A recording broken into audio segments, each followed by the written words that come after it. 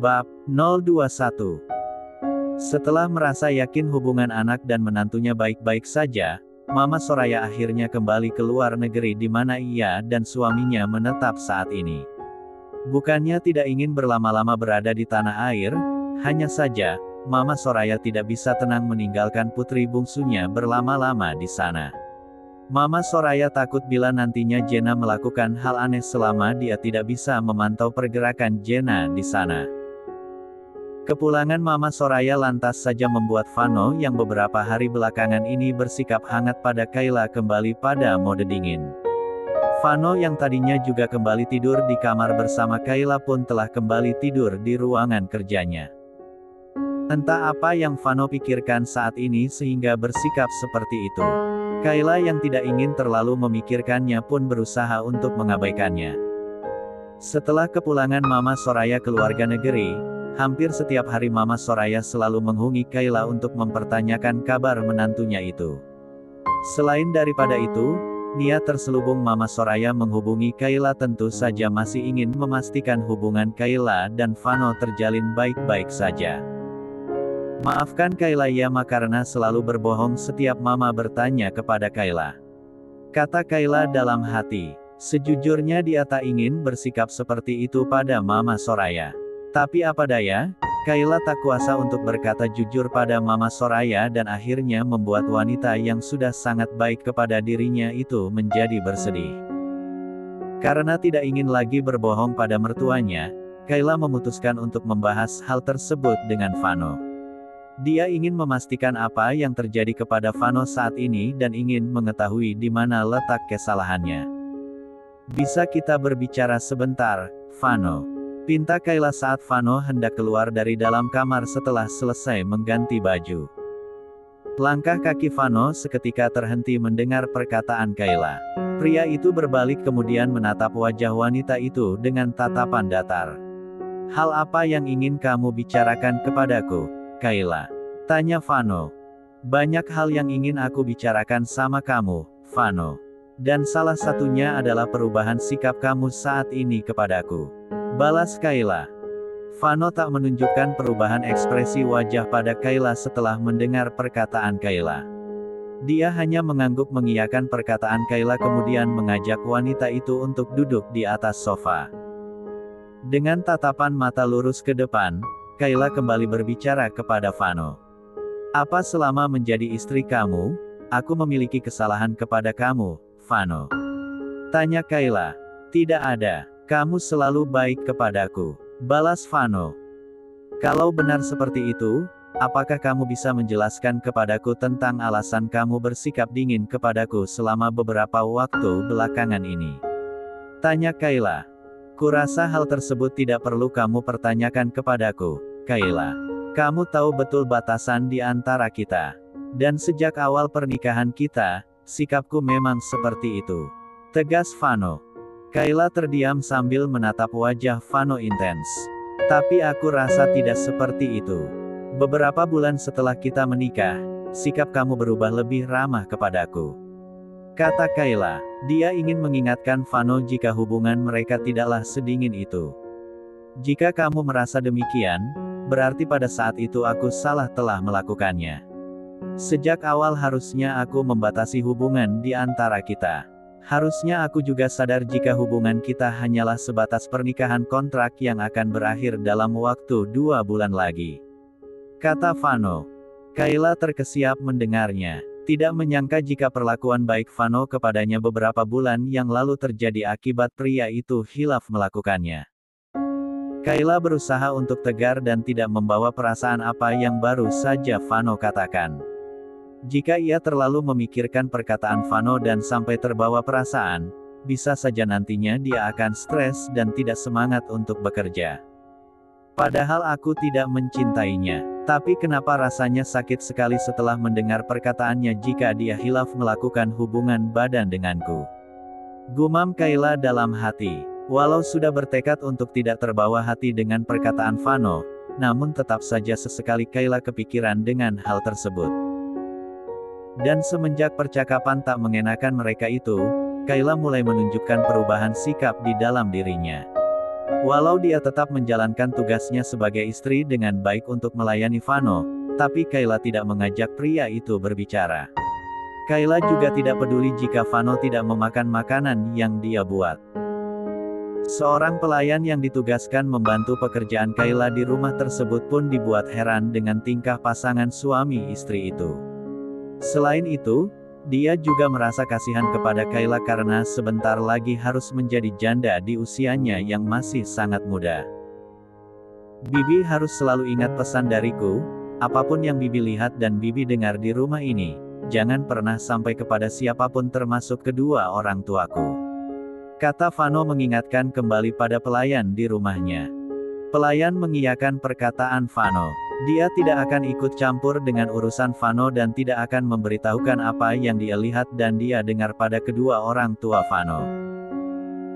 Setelah mengingatkan hal tersebut kepada pelayan, Vano memanggil tukang yang sudah tiba di kediamannya untuk memasang kembali foto-foto Marsha yang beberapa bulan lalu sempat ia turunkan karena menghargai perasaan Kayla sebagai istrinya.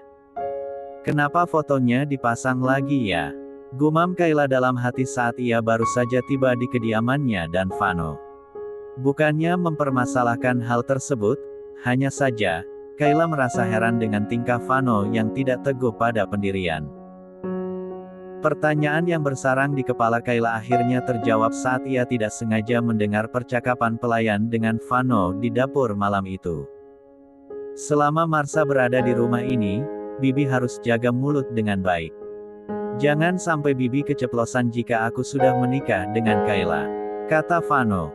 Kayla terkesiap mendengarnya. Ternyata alasan Vano memasang foto Marsha kembali karena kekasih hati Vano itu akan kembali ke tanah air dalam waktu dekat. Tak ingin keberadaannya di sana diketahui oleh Vano dan pelayan, Kayla buru-buru pergi dari dapur. Dia memutuskan tak jadi mengambil minuman dan menahan haus sampai memastikan jika Vano dan pelayan tidak ada lagi di dalam dapur. Kalau benar Nona Marsha akan kembali ke sini, lantas apa yang akan aku lakukan nantinya? Gumam Kayla dalam hati. Dia merasa bingung harus bersikap seperti apa jika nantinya Marsha kembali dan berkunjung ke kediamannya dan Vano. Sudahlah, memikirkannya hanya membuat kepalaku jadi sakit saja, kata Kayla dalam hati. Sudah cukup kepalanya mudah pusing dan sakit akhir-akhir ini. Kayla tidak ingin masalah yang datang kepadanya saat ini membuat kepalanya menjadi pusing dan sakit hingga membuatnya tidak bisa bekerja keesokan hari. Hal yang Kayla takutkan tersebut nyatanya terjadi walau Kayla tidak terlalu memikirkan kedatangan Marsha ke tanah air sebentar lagi. Merasa kepalanya sangat sakit dan kepalanya terasa berputar-putar keesokan harinya, Kayla akhirnya memutuskan untuk mengambil izin bekerja daripada tetap memaksakan diri untuk bekerja dan berujung pingsan nantinya. Binarti segera menghampiri kamar Kayla saat menyadari jika Kayla tidak berangkat bekerja hari itu. Setibanya di depan kamar, ragu-ragu Binarti mengetuk pintu kamar Kayla seraya bersuara memanggil nama Kayla. Kayla yang baru saja terlelap dalam tidurnya akhirnya terganggu. Dengan malas dia menyahut panggilan Binarti dan meminta pelayannya itu untuk masuk ke dalam kamarnya yang tidak terkunci.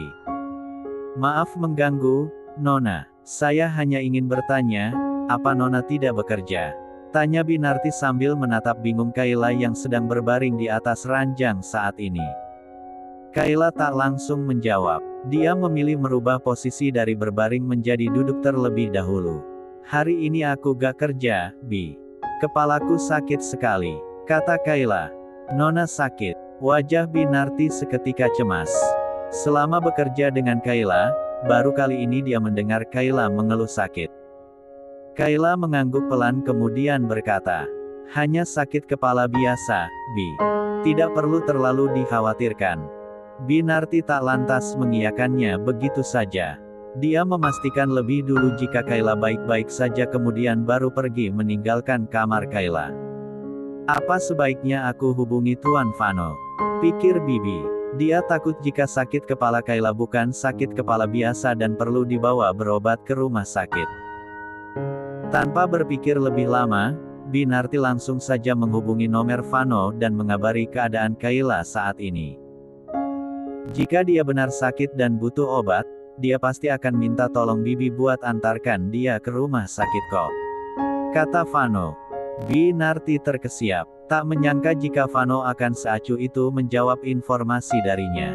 Binarti pikir Vano akan mencemaskan Kayla seperti dirinya. Tapi nyatanya apa yang Binarti pikirkan salah. Karena tak mendapatkan respon yang baik dari Vano, Binarti segera mengakhiri panggilan teleponnya dengan Vano. Kasihan sekali Nona Kayla, di saat sakit seperti ini, tapi suaminya gak peduli. Gumam Binarti. Dia merasa miris dengan sikap Vano saat ini.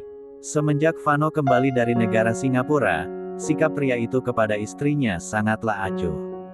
Vano bahkan terkesan tak menganggap Kayla ada. Pulang dari bekerja, Vano dapat melihat wajah Kayla terlihat tidak baik-baik saja. Walau dapat melihatnya, tapi Vano masih saja bersikap acuh.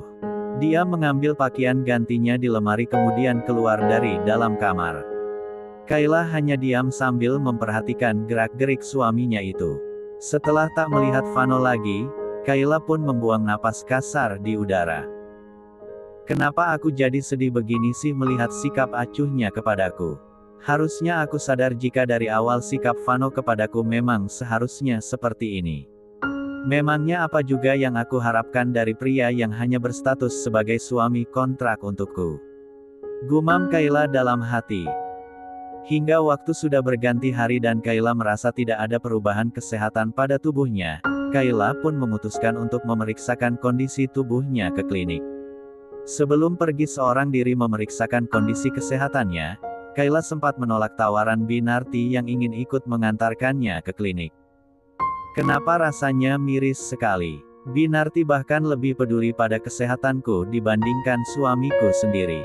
Gumam Kayla dalam hati. Jika saja dia dan Vano menikah bukan untuk bercerai dan tidak terdapat perjanjian di dalamnya, mungkin Kayla akan meminta suaminya untuk bersikap lebih perhatian kepada dirinya. Tapi saat ini, kondisinya tak seperti itu. Maka dari itu Kayla sadar diri dan tak ingin berharap lebih dari Vano. Setelah mendaftar pada pihak administrasi dan menunggu antrian hampir 1 jam lamanya, akhirnya Kayla terpanggil untuk melakukan pemeriksaan dengan dokter. Masuk ke dalam ruangan pemeriksaan, Kayla disambut dengan senyuman di wajah dokter.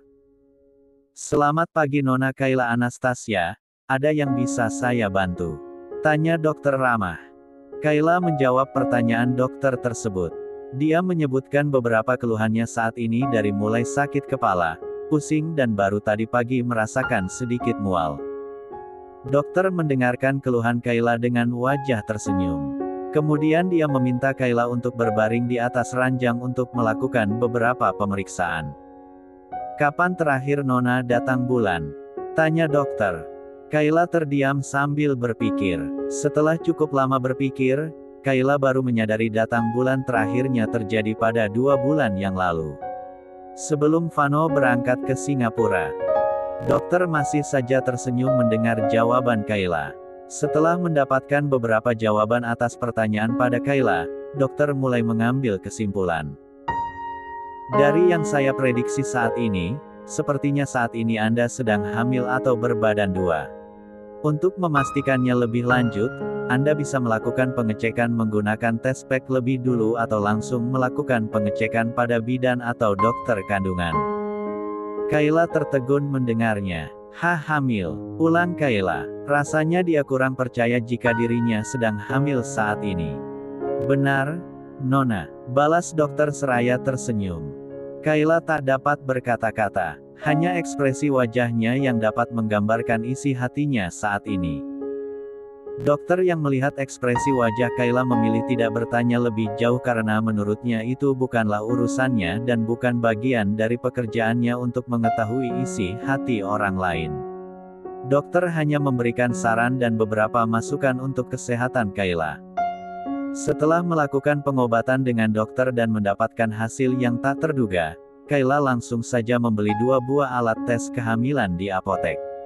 Ya, dia memilih melakukan pengecekan lebih dulu sebelum pergi ke dokter kandungan untuk memastikannya. Setibanya di rumah, ragu-ragu Kayla melakukan pengecekan di dalam kamar mandi. Dan betapa terkejutnya Kayla, setelah beberapa saat berlalu, hasil tes kehamilan menunjukkan hasil yang sesuai dengan apa yang dokter katakan. "Aku hamil," tanya Kayla terbata. Kedua bola matanya berkaca-kaca karena mengetahui jika saat ini ada janin yang sedang bersemayam di dalam hatinya. Antara sedih dan senang Kayla rasakan saat ini.